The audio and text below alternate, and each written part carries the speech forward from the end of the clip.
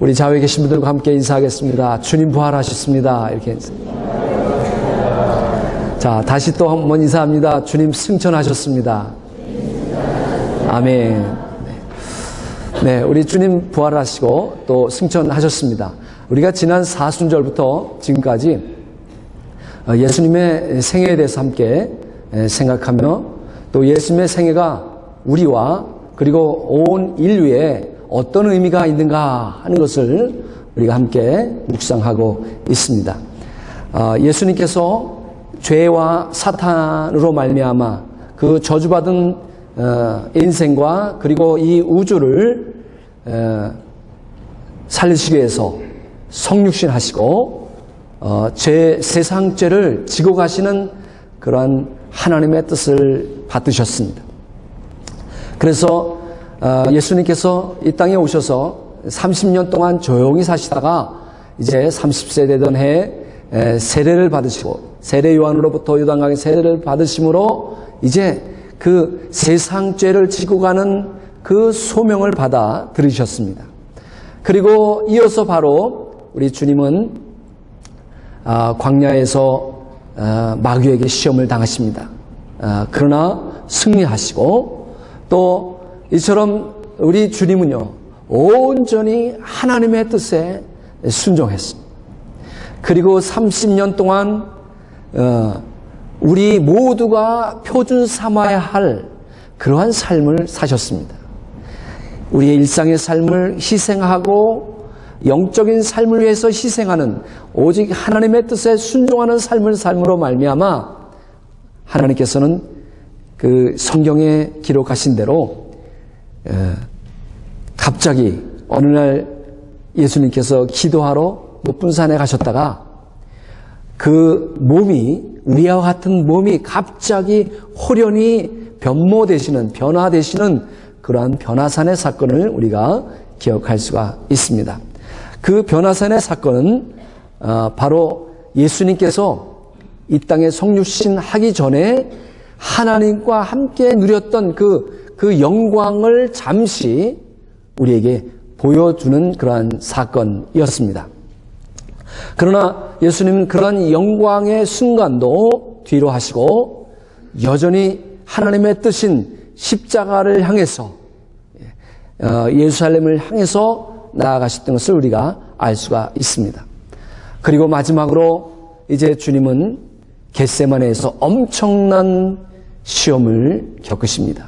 하나님의 아들로서가 아니라 사람의 아들로서 너는 도무지 십자가를 질 수 없다라고 하는 그런 사단의 그 시험을 이기시고 통곡과 간구로 고민하시며 땀방울이 핏방울이 되기까지 하나님께 기도하시면서 결국 십자가의 승리를 확신하시게 되십니다. 그래서 예수님은 십자가를 결국 지심으로 저와 여러분이 그리고 모든 인류가 하나님께 누구든지 나아갈 수 있는 길을 여시게 되신 것입니다. 그래서 십자가는 바로 생명으로 들어가는 문인 것입니다. 십자가는 하나님과 바른 관계를 맺게 하는 길인 것입니다. 그리고 이제 죽으셨다가 부활하신 주님은 부활하신 주님의 그 생명을 모든 사람들에게 줄 수 있는, 부여할 수 있는 그런 권리를 가지게 되신 것입니다.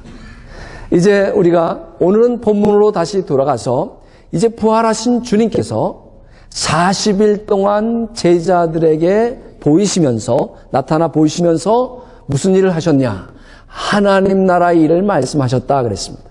하나님 나라 일을 말씀하시다가 이제 승천하시게 되는데 우리가 잘 아는 대로 주님이 어떻게 죽은 데서 부활하실 수 있어? 죽었는데 부활하실까? 그렇게 기적이다. 그래서 과연 믿을만 한가? 그렇게 생각하는데 주님의 부활은 운명입니다. 그것은 당연한 일이었습니다. 그 부활하신 주님께서 이제 승천하시게 되는데 이 승천하심은 오늘 저와 여러분에게 믿는 모든 자들에게 반드시 있어야 되는 사건인 것입니다. 예. 만약에 주님이 부활하시지 않고 계속해서 승천하시지 않고 부활하신 몸으로 지금도 이렇게 다니셨다면 과연 우리는 어떻게 됐을까? 예. 하는 생각을 해봅니다. 예. 그래서 오늘은 예수님의 승천하심 그리고 그 승천하심이 나와 어떤 관련이 있는가 하는 것을 우리가 함께 생각해 보겠습니다. 오늘 본문 9절에 보니까 말씀을 마치시고 그들이 보는데 올려가신다. 올려져 가시니 구름이 그를 가리어 보이지 않게 하더라. 그랬습니다. 사실 이 승천하시는 그 광경은 사도행전에서 나오지만 또 이 누가가 기록한 사도행전 또 누가가 기록한 책이 뭐가 있습니까? 누가가 기록한 복음서가 뭐가 있어요? 예, 누가. 예. 누가요? 예, 누가입니다. 예, 누가를 기록한, 누가복음을 기록한 의사 누가, 바울의 동력자인 누가가 사실상 누가복음 마지막 24장에서 그렇게 기록하고 있는 것입니다. 예수께서 그들을 데리고 베다니 앞까지 나가사, 예, 부활하신 주님께서 제자들을 데리고 베단이라고 한 동네 앞까지 나가사, 예, 손을 들어 그들에게 축복하시더니 축복하실 때 그들을 떠나 하늘로 올려주시니 그렇게 기록하고 있습니다. 그래서 우리가 보면은요, 의사 누가는 바울의 동력자이면서 이 누가복음을 통해서 예수님께서 이 땅에 사셨던 그 생애를 기록하였다면 이 사도행전을 통해서는 이제 승천하신 후에 예수님께서 승천하신 후에 아버지의 약속대로 또 다른 보혜사 성령을 교회에 보내주셔서, 교회가 누구예요? 우리. 교회인 우리에게 성령을 보내주셔서 우리로 하여금 예수님의 생애가 끝나지 않고 승천하심으로 아유 떠나셨구나 닥쳤던 개가 아니라, 예, 이제 성령을 보내주셔서 성령으로 말미암아 예수님의 부활의 생명을 내 안에 넣으시고 이제 나로 하여금, 우리로 하여금, 교회로 하여금 예수님의 생애를 계속해서 살도록 하셨단 말이에요. 예. 그러므로 이제 예수님의 생애는 나를 통해서 계속된다. 할렐루야. 따라 하시기 바랍니다. 예수님의 생애는 나를 통해 계속되고 있다. 승천하셔서 끝난 게 아니라 성령을 통해서 예수님의 생명이 내 안에 들어오셔서 이제 내 몸을 당신의 몸으로 삼으시고 나를 통해 예수님의 생애는 계속되는 겁니다. 그게 사도행전입니다. 그래서 사람들이 이렇게 말하는 거예요. 사도행전은 지금도 계속되고 있다. 왜 그렇습니까? 예수님이 내 안에 사셔서 나를 통해서 예수님의 삶을 살아가시고 있기 때문이라는 겁니다. 예수님께서 부활하시고 승천하셔서 이제 영광의 자리, 즉 성육신 하기 전에 하나님과 함께 계셨던 그 영광의 자리에 올라가신 주님을 본 사람이 있어요. 누굴까요? 스데반 집사님. 장로님도 아니고 권사님도 아니고 집사님이 보셨어요. 스데반 집사님이 그 복음을 전하다가 순교를 당한 그 고통스러운 순간에 우리는 참으로 돌로 맞아 죽는 그 순간인데 얼굴이 예수님의 그 변화산의 모습처럼 변하더니 하나님 우편 보좌의 영광의 자리에 앉으신 주님을 보는 겁니다. 그것이 사도행전 7장 56절에 나와 있습니다. 보라, 하늘이 열리고 인자가 하나님 우편에 서신 것을 보노라. 그 스데반 집사님이요, 이제 승천하셔서 영광 중에 계신 인자 되신 주님을 보게 된 겁니다. 근데 또 한 분이 있어요. 예, 승천하신 주님 보신 분이 누구냐? 사도 요한이요, 반모섬에서 이 영광의 자리에 앉아 계신 주님을 바라봅니다. 그래서 계시록 1장에 보니까 내가 볼 때에 그의 발 앞에 엎드러져 죽은 자 같이 되매 영광의 주님을 보게 되니까 갑자기 사도 요한이 죽은 자 같이 돼버린 거예요. 우리가요, 영광의 주님을 보면은요, 이 죽은 자 같이 될 수가 있는 거예요.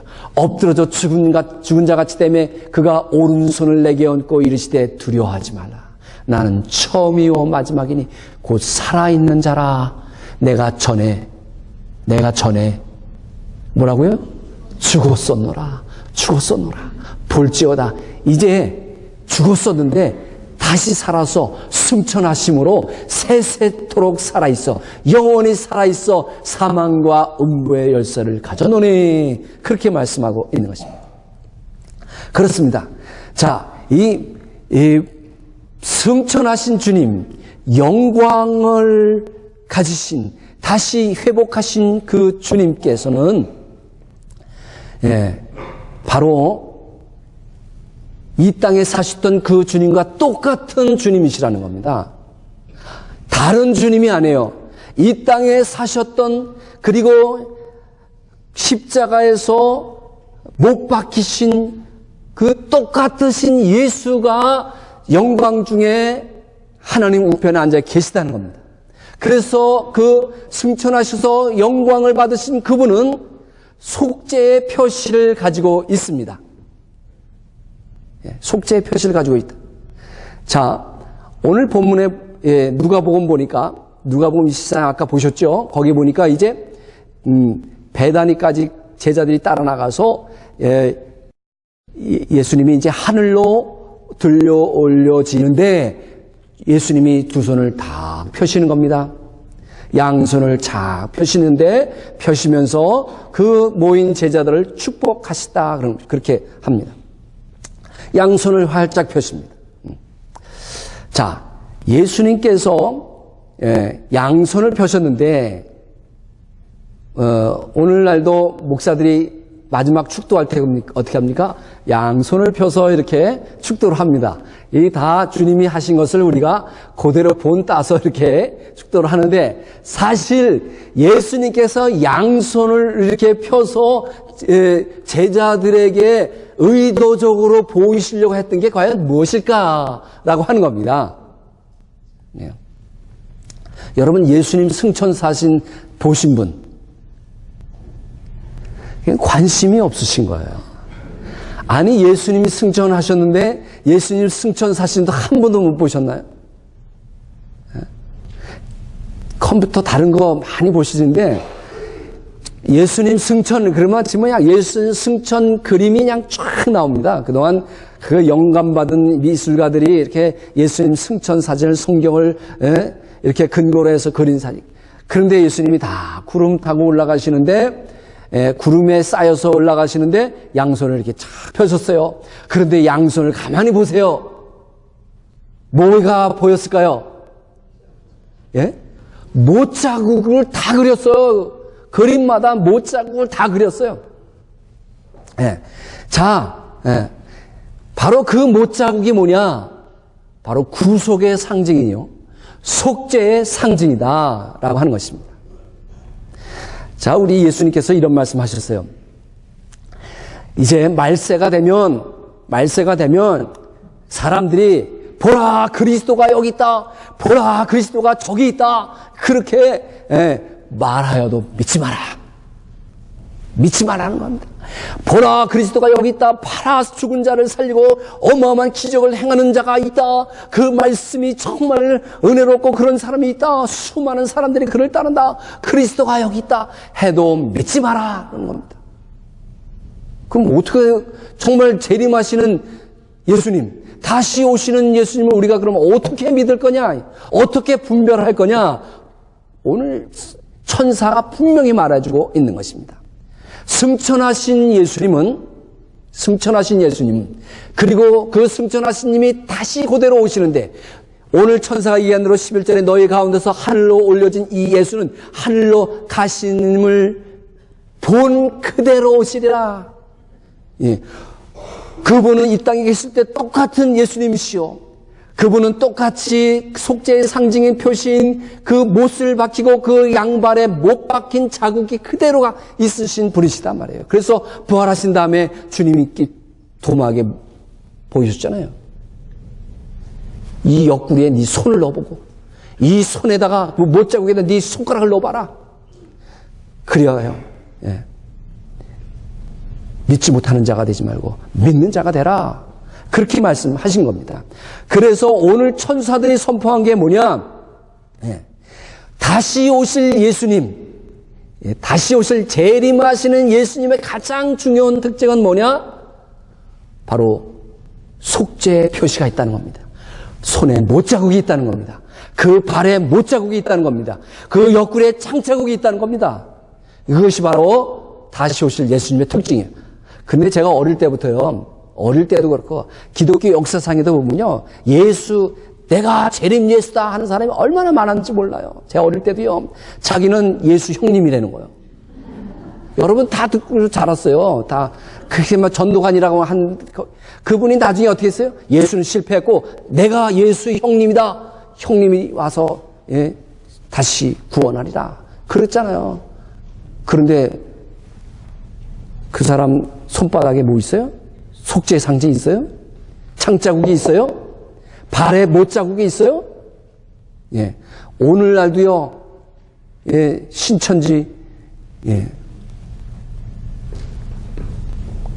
그 사람은 백마를 탄 사진을 딱 찍어가지고 모든 성도들에게 보내는 거예요. 백마 탄, 이게 무슨 뜻이에요? 요한계시록에 백마 탄 사람은 누구예요? 재림 예수님이 백마 타고 오시다. 그런 표현을 합니다. 예. 그래서 자기가 재림 예수라는 거예요.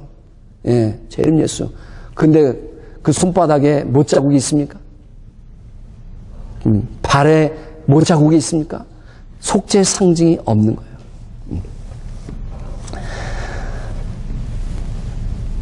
우리가 이 말세에 정말 그리스도가 여기 있다 저기 있다 하여도 믿지 말아야 하는 거예요. 오직 그분은 그러한 속죄의 표시를 가지시고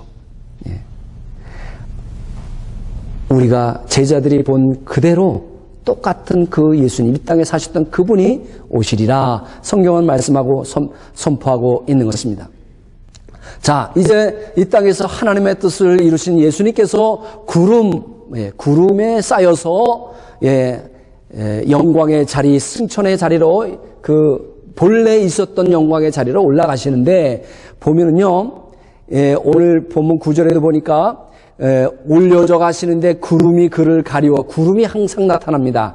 자, 우리가 예수님 다시 오실 때도 우리 그런 찬송도 있어요. 이 서쪽 하늘에 구름이 끼면 우리 주님 다시 올까? 한 그런 찬송이 있는 것처럼요. 예수님이 꼭 올라가실 때도 구름이 있었지만 변화산에서 예수님께서 변화산에서 그 본래의 영광의 모습으로 확 변화되셨을 때에 그래서 예수님이 그 변화산에서 영광의 모습으로 변화됐을 때에 바로 하늘로 올라가실 수가 있으셨어요. 그런데 주님은 거기서 바로 올라가셨으면 어떻게 되셨을까요? 주님 혼자만 가셨지요. 우리는 아무도 못 가는 거예요. 그런데 주님은 그 영광의 자리를 미루시고 다시 산 밑으로 내려와 예루살렘에서 나가신 것을 볼 수가 있습니다. 그런데 그 변화산 꼭대기에서 어떤 일이 있었는가 하니 다 보면요, 구름이 나타납니다. 마치 구름이 와서 그들을 덮으며 구름 속에서 소리가 나되, 마가복음 9장에 그렇게 되어 있고요. 마태복음 17장에도 말할 때 호련히 빛난 구름이 그들을 덮으며 구름 속에서 소리가 나서, 또 누가복음 9장에도 이 말을 할 쯤에 구름이 와서 그들을 덮는지라. 그러니까 이 구름 얘기가 나옵니다. 이 구름은 바로 하나님의 임재를 의미합니다. 그래서 하나님의 임재가 이제 예수님, 영광 중에 크신 예수님을 하늘로 인도하는, 그것이 바로 그 구름입니다. 하나님의 임재. 마찬가지 그분이 다시 오실 때도 구름 가운데, 구름 타고, 그 찬송 있죠. 갑자기 생각이 안 나요. 세상 오시네, 그런 찬송 있잖아요. 네, 맞습니다. 예. 그것처럼 구름이라고 하는 것은 하나님의 임재를 의미하면서 그 하나님의 임재가 예수 그리스도를 그 영광의 자리로 인도하시는 것입니다. 그분 다시 오실 때도 그 구름을 타고 오시는 것입니다. 할렐루야. 그런데 예수님께서는 그 영광을 그 변화산에서 보게 하시고 갈보리를 향해서 가시는 겁니다. 왜? 갈보리를 통해서 새로운 인류를 만드시기 위해서 주님은 십자가를 향해 가셨던 것입니다.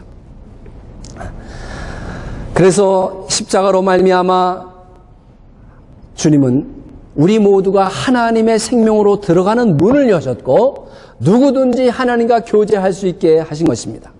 그리고 부활하신 주님은 그 부활의 생명을 모든 사람에게 부여할 수 있는 그러한 권한과 권리를 갖게 되신 것입니다.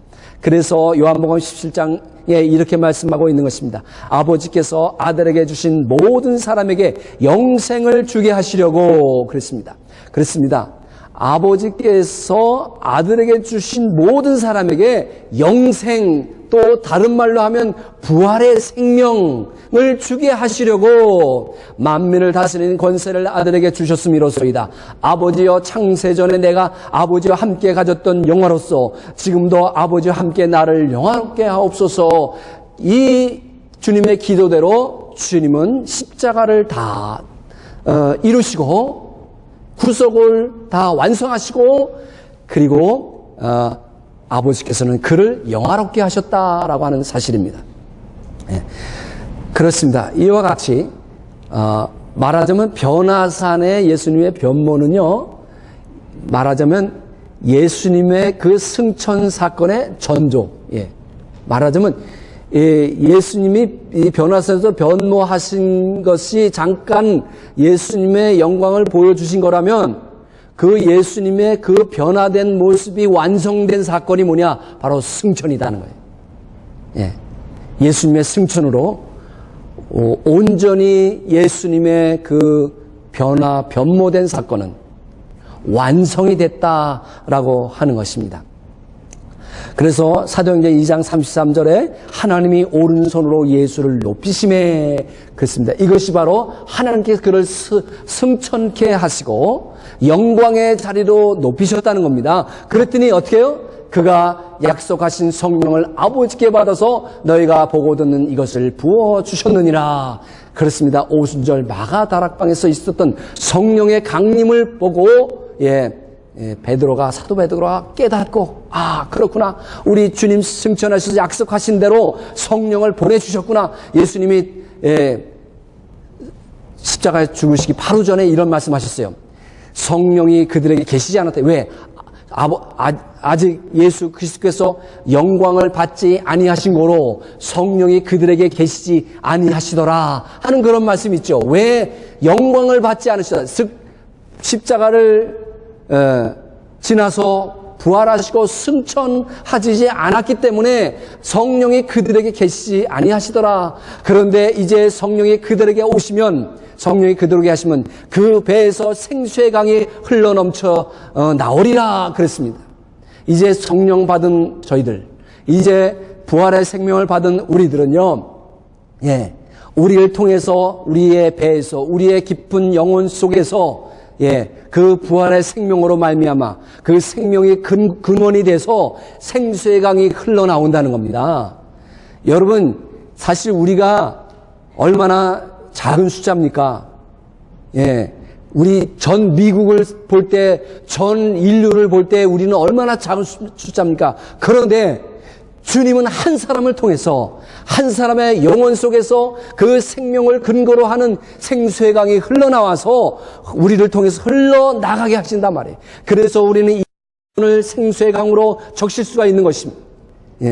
그리고 이 지역뿐만 아니라 나아가서 온 미국을, 온 세계를 생수의 강으로 적실 수 있다라고 하는 것입니다.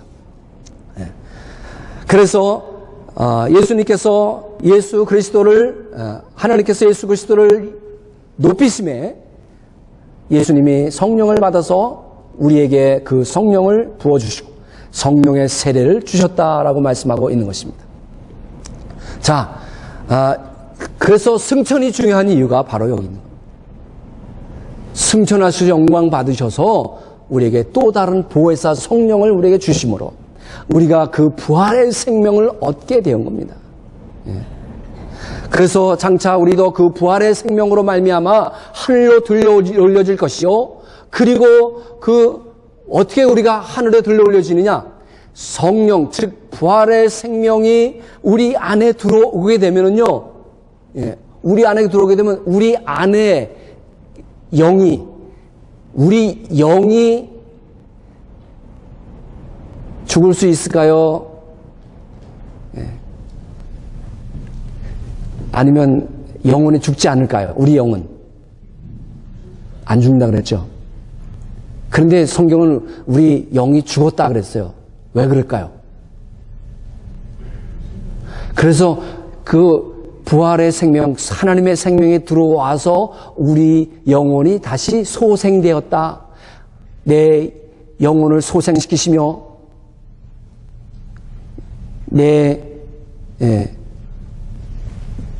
그 누구의 시편이죠? 시편 23편, 그렇죠?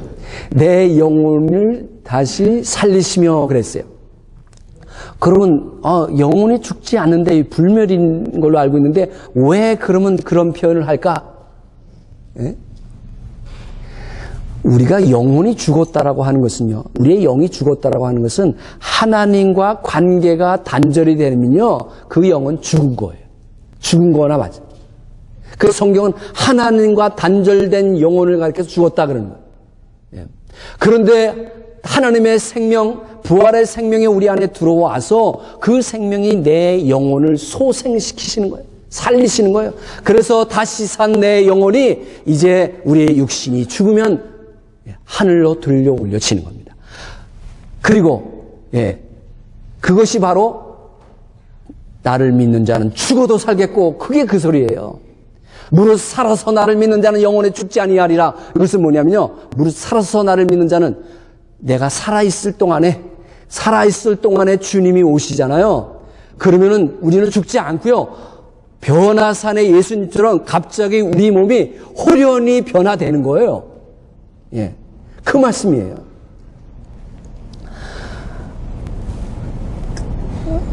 그래서 그 생명으로 말미암아 이제 우리의 영혼이 다시 살게 됐고, 그래서 우리가 하나님께 들려 올려질 것이고, 또 새로운 몸, 부활의 몸을 장차 입게 될 것이다 라고 하는 것입니다.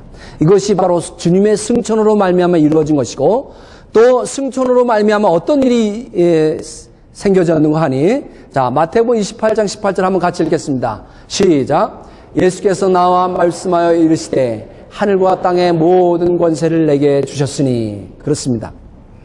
예수님께서 인자로 계시던, 즉 육신을 입고 계실 때는요, 주님은 의도적으로 자신의 그런 능력, 즉 전능하시고 전지하시고 무소부지하신 능력을 스스로 제한하셨어요. 스스로. 그런데 이제 주님께서 승천하심으로 말미암아 이제는 더 이상 그 능력을 제한하실 이유가 없는 겁니다. 그래서 모든 능력을 가지셨어요. 하늘과 땅의 모든 권세를 내게 주셨으니 그랬습니다. 그래서 주님은 이렇게 요한복음 14장에 말씀하시는 겁니다. 승천하신 주님, 모든 능력을, 모든 하늘과 땅의 모든 권세를 가지실 주님께서 이렇게 말씀하십니다. 너희가 내 이름으로 무엇을 구하든지 내가 행하리니 이는 아버지로 하여금 아들로 말미암아 영광을 받으시게 하려 함이라 그랬습니다. 주님께 모든 권세가 주어졌다는 겁니다. 그러므로 우리가 무엇이든지 원하는 대로 우리는 주님께 구할 수 있는 것입니다. 내 이름으로 무엇을 구하든지 내가 행하리니. 그래서 오늘 주님은요, 내가 하늘과 땅의 모든 권세를 가졌으니까 너희는 무엇이든지 나에게 구해보라는 겁니다. 무엇이든지 구해보라는 겁니다.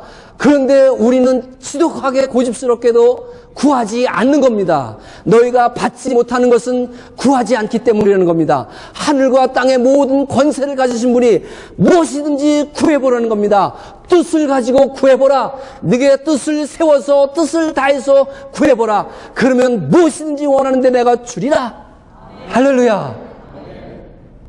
그게 주님의 말씀입니다. 그런데 우리는 구하지 않는 겁니다. 오늘 이 시간 주님은 우리에게 하늘과 땅의 모든 권세를 내가 가졌으니 너희는 구해보라는 겁니다. 뜻을 다해서 구하라는 것입니다. 그런데 우리는 기도하지 않는 겁니다.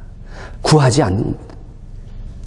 우리는 말로는 전능하시고 전지하시고 무소부지하신 하나님 그러면서 행동으로는 그것을 부인하고 있는 겁니다. 행동으로는 그분이 모든 권세를 가졌다는 것을 전혀 인정하지 않는 것입니다. 말로만 그런 겁니다. 말로만 기도한다고 합니다. 제가요, 우리 교회 오래 다니신 분들 또 목사님들에게 뭘 부탁을 하잖아요. 그럼요, 주로 어떤 말로 오냐면요, 네, 기도해 보겠습니다. 그럽니다. 그런데요, 그 기도해 보겠습니다는요, 다 100% 거절해요. 예. 기도하겠습니다라는 것은요, 아예 생각도 안 해보겠다 이 뜻이에요. 속지 마세요. 예. 기도해 보겠습니다. 그러고서 아예 생각도 안 해요. 거절이나 마찬가지. 오늘 주님은요, 내 이름으로, 이 내 이름으로라고 하는 것은 어떤 주문식으로 외우라는 게 아니라 나의 속성으로, 즉 내 속성을 의지해서, 우리 주님의 그 성품을 의지해서 무엇이든지 구하면 내가 시행하리라, 그렇게 말씀하고 있습니다. 그렇습니다. 성경은 의인의 간구는 역사하는 힘이 크니라 그랬습니다. 왜 어떤 사람은 역사하는 힘이 크고 어떤 사람은 전혀 응답이 안 되는 이유가 뭡니까? 왜 그럴까요? 첫째는 구하지 않기 때문에 그렇습니다. 뜻을 세워서 구하지 않기 때문에 그렇습니다.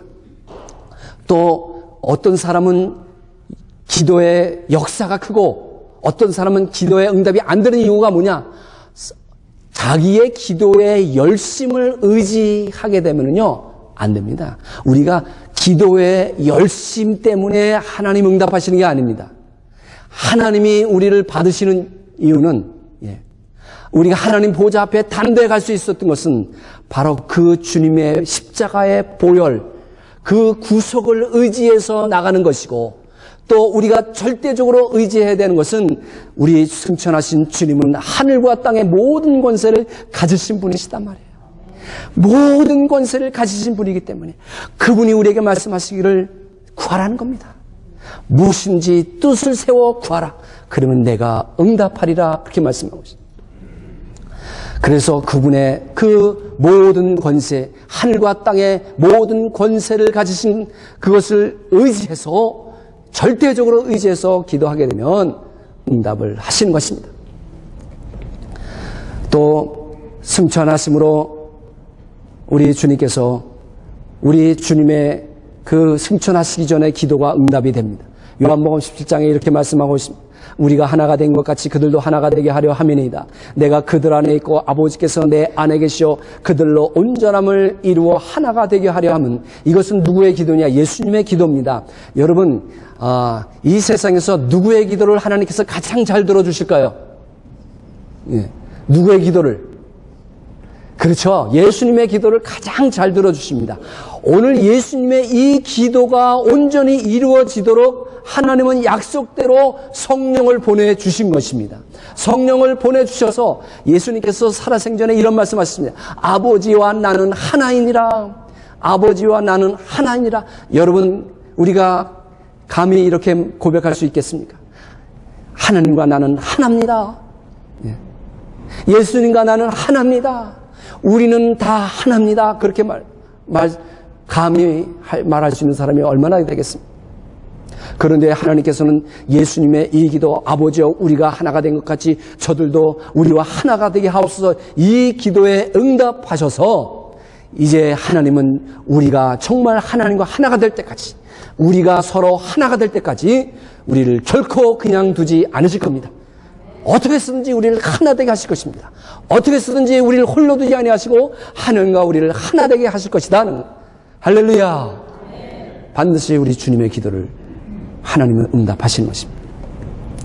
그렇습니다. 이제 승천하신 주님은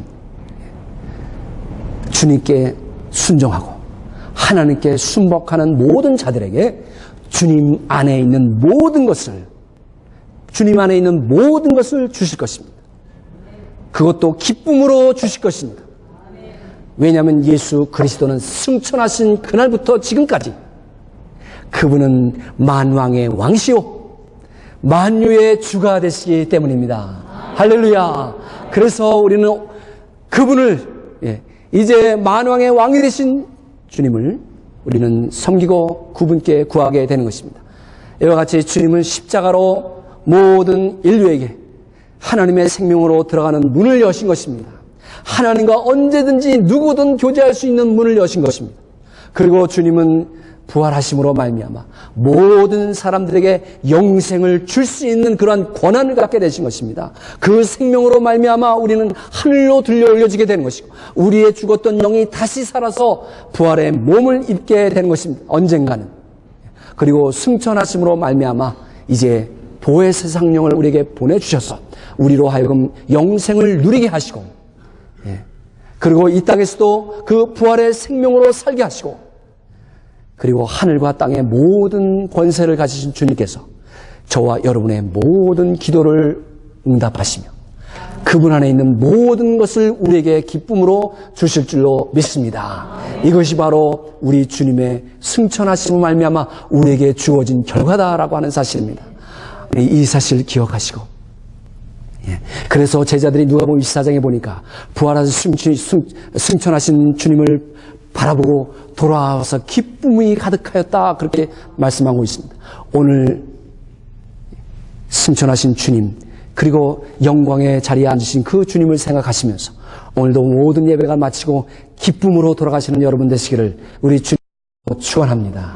기도하겠습니다.